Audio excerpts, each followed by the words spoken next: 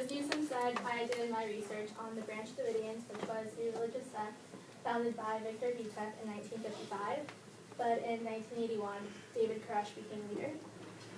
So the Branch Davidians lived a very strict lifestyle, and what I mean by that is that everything from the way they dressed, what they ate, when they woke up, and went to bed was controlled.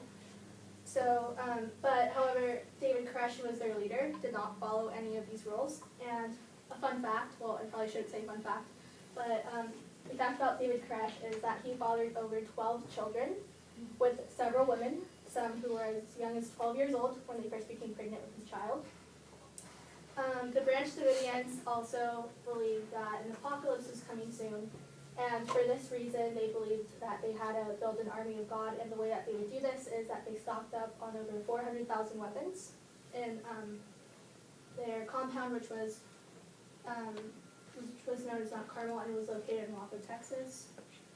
So that's a picture of their compound, but I'll get to that picture later. The AFT, also known as the Government's Bureau of Alcohol, Tobacco, and Firearms, became suspicious of the Branch Davidians illegally storing and trading weapons, and for this reason they began to investigate the Branch Davidians by disguising several of their employees as college students that were interested in joining the cult. But this plan backfired when news stations and local reporters started following the investigation, and the Branch Davidians became aware of what was happening. Later, the AFT was granted a search warrant, and on Sunday, February 28, 1993, the AFT attacked the compound. So the first day began with a 2-hour gun battle, which resulted in the death of 4 AFT agents and 6 Branch Davidian members.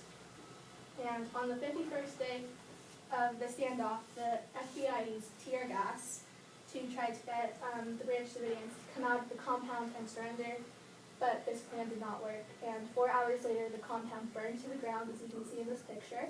And this resulted, it left nothing but ashes and a pool, which is here, that was used as a bunker during the standoff.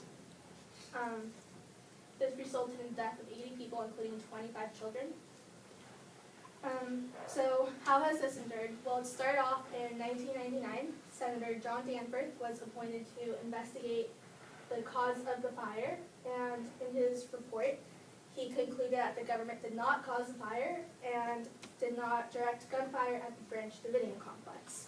However, Danforth also added, certain FBI and Department of Justice officials failed to disclose evidence and information and the use of pyrotechnic tear gas until 1999. This failure resulted from a combination of the inappropriate handling of evidence and dereliction of duty. So this led to mistrust between the citizens of the United States and the tactics that the government had hidden and failed to mention during the operation. And 7 years later, after the Waco siege happened in 2000, a $675 million wrongful death trial between the Branch Davidians against the U.S. government began.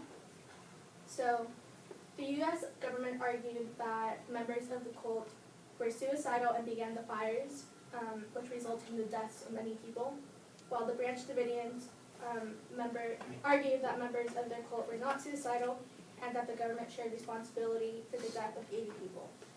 A month later, the court rejected the case and the U.S. government was found innocent. So the Waco siege has been and will be remembered for years to come. A former U.S. attorney who represented the Branch Davidians said, although the government did nothing evil on April 19, 1993, the failure of its employees to fully and openly disclose to the American people the use of pyrotechnic devices undermined public confidence in government and caused real damage to our country. To which he also added, it's the greatest law enforcement tragedy in the United States. Citizens began to question the government since our lives and country depend on the decisions that they make. And apart from that, Waco will always be remembered as a place where the 51-day standoff happened. And these are just some pictures. So that's a picture of David Koresh. As you see in the side, he was just insane. More pictures of Mount Carmel, the headquarters, the AFT hanging fire. And then that's the pool that I said it was the only thing that was left behind. And And that's it. Cool. Thank you. Great job. Good.